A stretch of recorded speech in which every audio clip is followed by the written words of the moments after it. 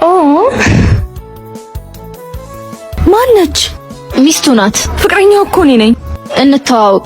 እኔም ፍቅረኛው ነኝ። የማን? እንግዲህ አንድ ወንድ ሲያገባ 5 ሴቶች ሲንግል ይሆናሉ ይባላል። ጥናቱን የሚለው የአበባ መዓዛ ለሴቶች ብቻ ነው የሚታወቀው፣ ግን ወንዶች አታሸቱ?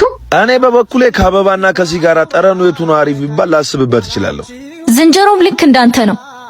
በምን? ማር ከሙዝ በተሻለ ጣፋጭ እንደሆነ ለመረዳት ጊዜ ይወስድበታል። እኔ ግን ንባን ይመስለኛል። በምኑ? በቀማሽነቱ ነው።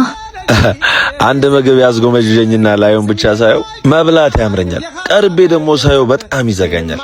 እንዳይደብራቸው ነክቼ ስተው ቀማሽ ነው ይሉኛል። ከሶስታችን ማንን ነው የምታገባው? ከናንተ ውስጥ በጣም የሚወደኝ ማን ነው? እኔ። ግራ የሚገባኝ እዚህ ሰፈር በጣም ቆንጆዎች አሉ ከኔ የተሻሉ። በተለይ ያ ልጅ በጣም ያምራል። ማን ነው? ያውና እየቀለድክብን ነው? ሚስት እየመረጥኩ ነው።